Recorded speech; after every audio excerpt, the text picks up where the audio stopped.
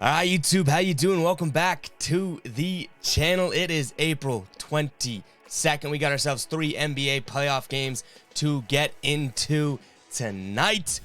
We went 3-4 last night, 3-3 in our personal plays, and our ride of the day did not come through. But nonetheless, we are still on a 19-6 run over the last 5 days, so we will for sure take that. We had the Warriors -2. We can cash it. We had the parlay, which saved the day. We still ended up making money yesterday on a 3-4 night. We had the parlay of Grizzlies and Warriors money line.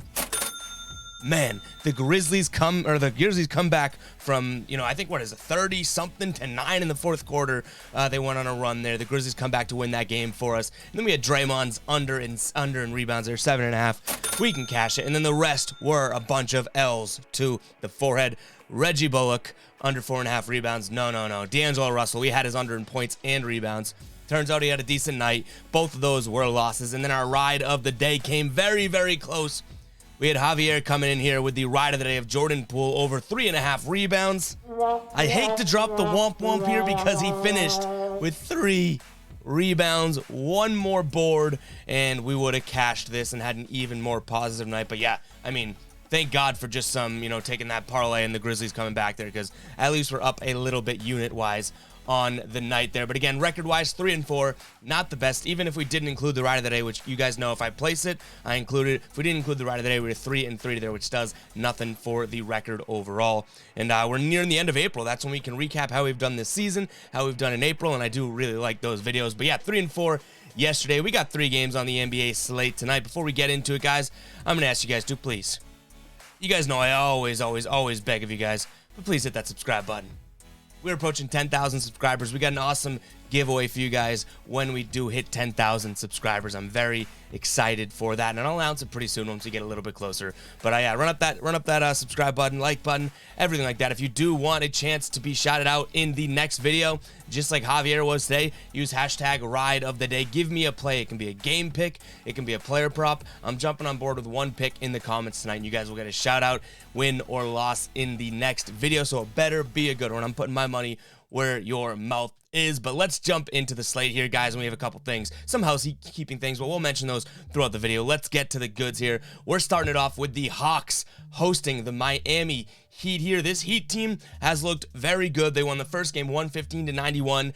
The second game actually seemed like it was going to be a little bit closer, right? And the Heat pull away for a 10-point win. I think that this is this number, +1.5 for the Hawks here at home, I think it's a drastic overreaction to the Hawks going to their home court here. Miami, I think, is a way better team than the Hawks. I could see this game being closer than any of the 2 previous games because the Atlanta Hawks are the Atlanta Pigeons on the road. We say that all the time. The Atlanta Pigeons on the road, they are the Hawks at home. But I think this Miami team is just so much better than a 1.5-point favorite over this Hawks team.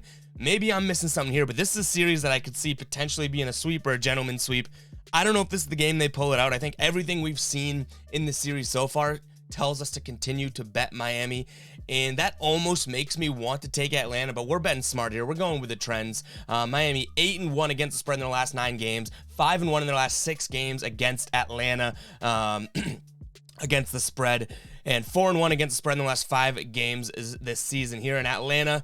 Not looking as good as could be. 2-4 straight up against in their last 6 games against an opponents from the Southeast Division. And we saw in games 1 and 2, this Miami team is better than the Hawks. Will the Hawks sneak out 1 game, maybe 2 games this series? Like I said, I could see a gentleman's sweep coming in order, so a 4-1 series. But I don't think that this is the game where you assume the Hawks would steal one. If anything, maybe they steal another one if Miami gets a little lackadaisical. So we're going to lean Miami here, -1.5. And honestly, we're seeing a very similar reaction. So either I'm the dummy in the room and Vegas is really egging people on and getting them to take the bait today, or, I'm a genius and Vegas is dumb, which, yikes, good luck with that. But we are going to lean Miami here, -1.5. I think it's a smart play. I think it's a valuable play there. The total here is 221.5. Both these games have been relatively low scoring. You had the 115-91 game there, and then you had the 115-105 game there. I think this is the type of game where maybe Atlanta can at least push the pace a little bit, so I do like the over in this one. I could see this one being a 230-plus point total, but you guys know, we've been better with totals this playoff run, But the season record here for totals was not the best for us. But take that for what it's worth. My real lean here is going to be Miami -1.5.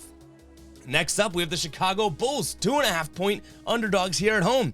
They go out and get the win. We were absolutely, you know what? I'm giving myself an applause for that one. We had the Bulls in a teaser. We had the Bulls +10 last game, and they ended up winning game 2 of this series, which, again, I feel like these huge numbers, these huge spreads, I feel like I'm always going to take the underdog in the playoffs, just seemingly because these are playoff teams. They're playoff teams, and the Bulls are a good team.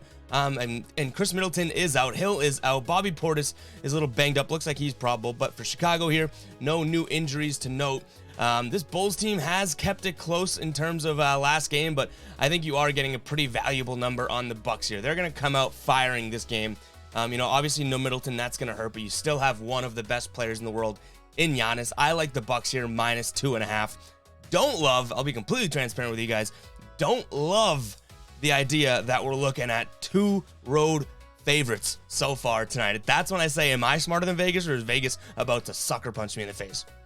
We shall see, but those are my 2 leans so far, and we'll get to the last game of the night in just a second, guys. You guys know what we do around here. We go through each and every game. I give you my lean, I give you what I'm thinking, but my final plays, including some additional player props, or any parlays, or any totals, anything like that, my final plays will be in the pinned comment, and I update that throughout the day. So I say it all the time, I update that throughout the day. What that means, I always get the questions in the comments. Where are the picks? Where are the plays? Guys, I update it all the way until game time. I'm not a channel that's going to cement myself in these picks. I want to do the most amount of research I can, think the most amount of time for these games as I can, and give you my final plays in the pinned comments. So if you don't see any plays yet, or you only see one play, most likely isn't updated, you can always get me on Twitter or on Discord, which that link will be in the pinned comment as well. If you want to hit me up and be like, hey, are these the final plays? You got any more? I'll tell you if I'm still working on a couple, because you guys know you guys know that I keep it 100 with you. But yeah, make sure to check that pinned comment. Within that pinned comment, you're going to see the Discord link, like I just mentioned. You're also going to see the membership link. And you know what?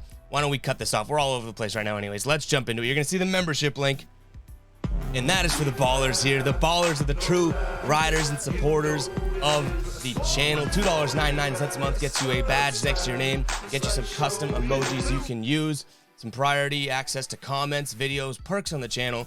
And then we're also going to be introducing, and we already have started to, we did it once with my man Dennis, some video content on the on the channel as well, where you go baller picks of the day and stuff like that. So make sure to check that out. And honestly, I say it all the time, I'm not gonna lie to you guys, it comes down to absolutely the true support. Like I'm not gonna BS you and be like, oh, the $2.99, you're gonna get this.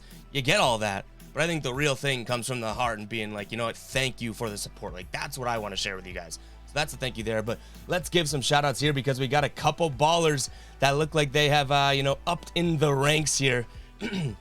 We got Dennis, Alex, the Anchor, Ricky, Jimmy, and Keenan all getting the silver badge, which you see on the screen right here. The bronze badge is if you've been a baller for under a month. Once you're a baller for a month, you get the silver badge, and then once you've been a baller for 2 months plus, you get the gold badge. But we got a couple silver ballers in the building, so those are the silver ballers there. We got again, Dennis, Alex, Anchor, Ricky, Jimmy, Keenan, and then we get into Zapata, Jameson, Pancho, Corey, The Roof Doctor, Julian, Nick, McPaxton, John, Larry, Pagong, Drew, Corey, Trady, Sherwin, Edwin, Carmelita, Eric, Expect, Thomas, Sam, Harold, Fizz, Ryan, Lamar, and Justin. Guys, I thank you guys so much for your support.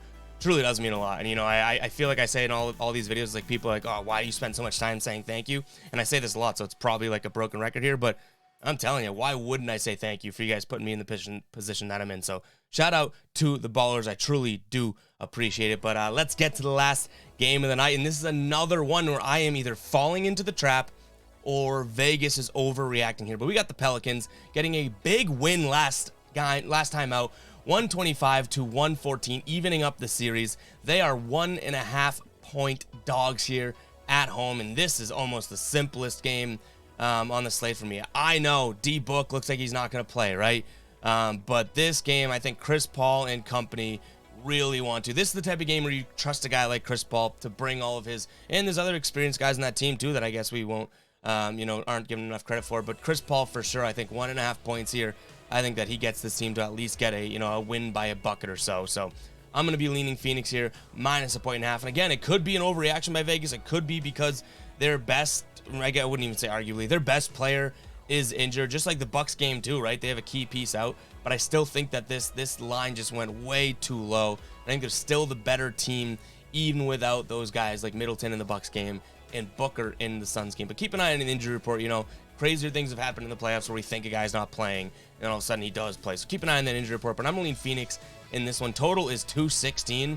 I like the over in this. I think that Phoenix is gonna run up about 120, $125 or something on this Pelicans team. I could be wrong. Like I said, this is a weird night the way that these books reacted here. But I think that this Suns team is gonna cover a lot of that total just by themselves. So I'm gonna be taking a peek at that as well. But that is gonna wrap it up for the video, guys. I'm gonna give one last shout out here, the first shout out of the video, but go cop the merch, guys. A link will be in the description. The Fade Me collection is now live. I'm wearing the Fade Me Artois shirt.